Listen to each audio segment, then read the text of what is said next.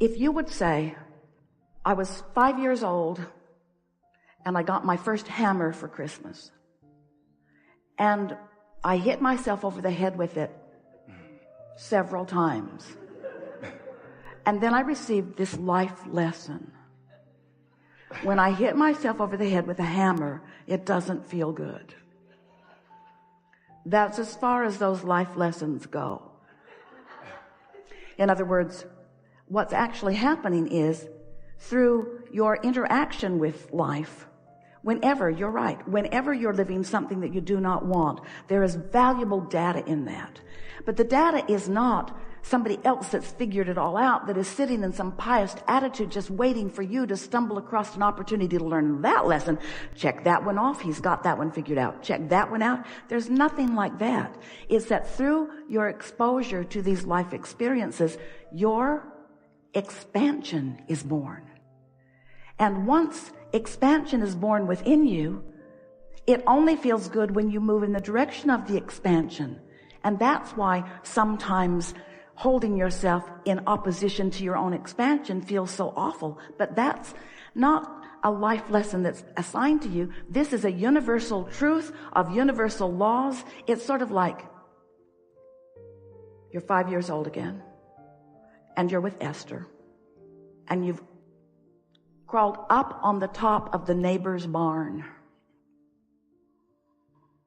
and you're about to have a life lesson in gravity. My mother says if I fall off this barn, it will hurt me. But my mother has been wrong about so many things. My mother was right. In other words, words don't teach, but life experience does. Right. And these universal laws, law of attraction is primarily what we are talking about, will teach you if you're paying attention, you see. Gravity is easier to understand, but you don't call that life lessons. What do you call your exposure to gravity and inertia and those physical forces on your planet? Do you call them life lessons? You don't call them life lessons. You say, when I jump off of tall things, it hurts my body. Or when I go really fast and slam into things, it's unpleasant. And nobody writes life lessons of gravity.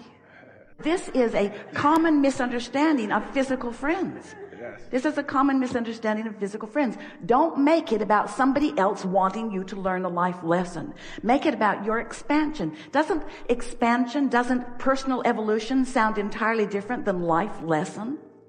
Yes. And that's the distinction that we're wanting to make here. Of course you're going to learn. And of course life is going to teach plenty. But there's nobody that's monitoring you to see how you're doing on this path of life lessons. Right, I get that. Here is the understanding that we would like someone to garner from the example that you just gave. You waited too long to find your vibrational countenance. You let the momentum of your vibration get going too fast, and now it's going to play itself out. Mm-hmm. That's all. It's not a life lesson. It's so interesting to watch because, and this is what you're talking about. Mm-hmm. If someone is not aware of the way they feel, so they're not deliberately honing their frequency in order to evoke from themselves, from life, from others, from even the people they love, experiences that feel good to them. Instead, they're out on the raw and ragged edge, and they are responding to life. When you give your attention to a thought for as little as 17 seconds, another thought like it joins it. Another 17 seconds, and there is another explosion of dynamism in that. Once you cross the 68-second mark, you've got momentum moving along.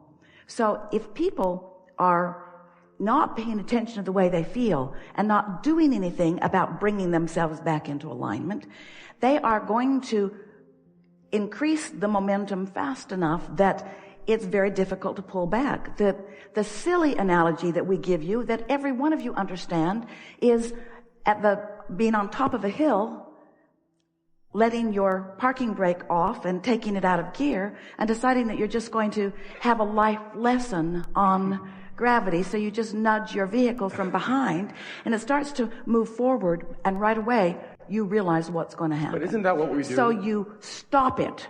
You get out in front of it and stop it. You don't go to the bottom of the hill and try to stop it. And that's what you're talking about that so many people are doing, because they don't know about vibration, because they don't know about the momentum of law of attraction. So they just observe sloppily. We call it creating life by default. And the momentum gets moving really strong towards something that they don't want. And then they write books on psychology and talk about the differences in the way people should behave. It's like a child that is misbehaving. There are thousands and thousands and thousands of books written to teach that child to restrain himself, or to teach that child to say more appropriate things under these conditions. And almost no one is understanding that it's too late. By the time the child is acting out, too late for this moment. It's too late to rein it back. Right. You are where you are, and momentum has taken you here because you've been offering vibrations based upon what you're observing that didn't feel good when you offered them, and they really don't feel good now. But you're right. Usually someone in that crisis is not going to hear our words either, right, because the crisis is so big around them. But we would walk them back. Give us an example of something that is a crisis, and we will walk that person back to the place that we are wanting you to begin with. And let's start by saying, what we wish for all of you is an understanding of your point of attraction, and your understanding that you can, if you started early in the day, before too much momentum has taken you too far down too many tracks, you can create a vibration that will bring to you steady unfolding of a pleasant day. And if you play with this, you will show that to yourself. If you get too far into your negative thought before you try to turn it around, the momentum of the negative thought, people say, doesn't feel like I'm thinking my thoughts. It feels like my thoughts are thinking me. That's momentum, law of attraction based momentum.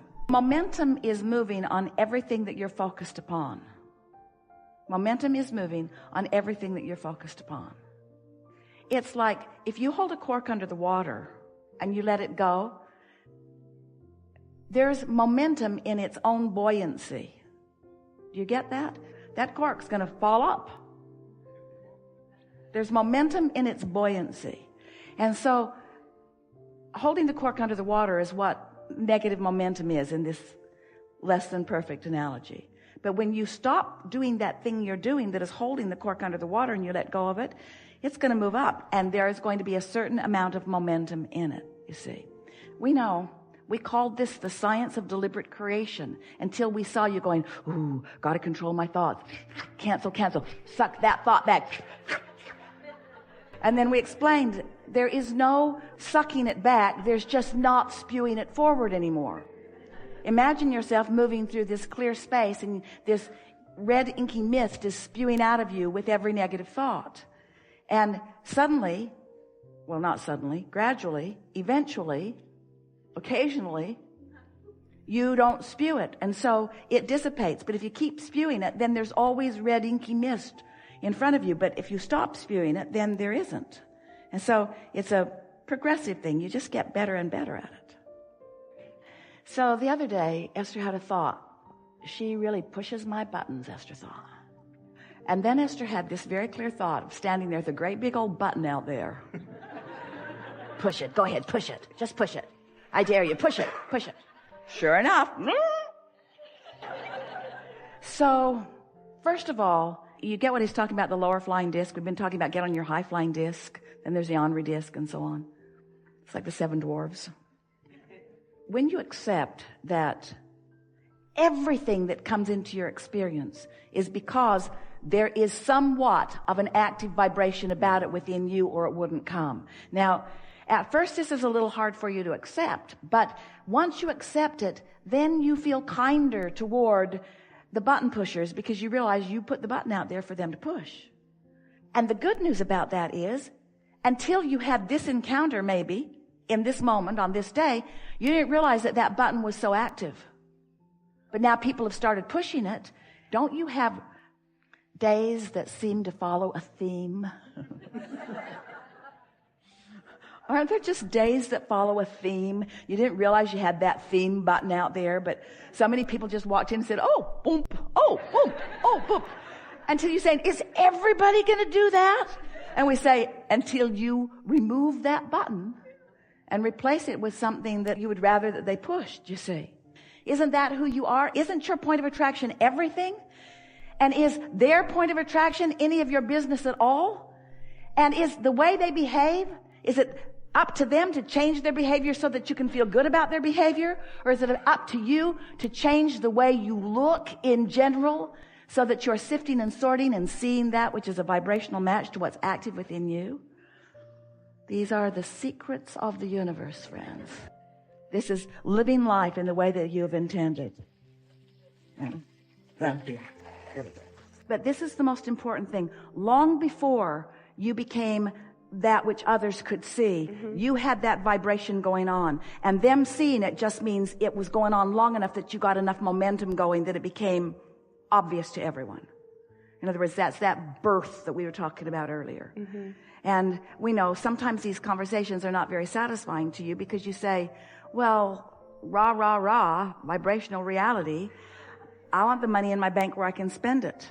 I want the experiences. And we say, it has to be enough for you for a while. If you are looking for the evidence of your vibrational accomplishment in the form of emotion and finding it, and you are willing to continue to be pleased with the emotional evidence for a while, the rest of the evidence in every manner that you're speaking of will come to you. But if you get to that place where you say, the emotional evidence is not enough, it's not enough for me to just feel optimistic or happy about this or trusting, I can no longer hold myself there, then we say the momentum will slip away from you. You see, it is a progressive thing. So it's really worth hanging in there and feeling good for no logical reason until the reason shows up. That really is what we're talking about. We have enjoyed this interaction more than any word that we can conjure here can describe. Esther does a good job of expressing our exhilaration. But we want you personally to feel our exhilaration as you match up personally with things that are important to you. In other words, this was a really good day. We were way out on the leading edge on several occasions. And yet it all comes back to the same thing over and over and over again, doesn't it? Law of attraction abounds. And you are a projector of vibration. And you have more control than you have been demonstrating of your own vibrational projection. And when you begin, and only when you begin, to think and feel deliberately, will the way the universe co-creates with you have any real meaning. And when you've deliberately honed a vibrational atmosphere and you've practiced it until you're solid in it, then as life presents itself as perfect replication of what you have accomplished, then you smile in that worthy understanding that you do create your own reality. And when that happens, you stop grinding your teeth at night. You do. Because you stop worrying about what others are doing because you know that that's up to them. You stop trying to orchestrate in their lives because you know that that is wasted effort. Instead, you settle in to the powerful knowing that you held when you made the decision to come, that you are the creator of your own reality and that you teach through the clarity of your own example. And that what you've come, the purpose that you've come to express, the purpose that you've come to help others understand, is that life is not only supposed to be good for you, it is supposed to be good for them as well. Esther has a little placard on her dashboard. She'll send all of you one if you want one, do you? And it says, things are always working out for me. And they are. There is great love here for you. And as always, we remain blissfully in the vortex.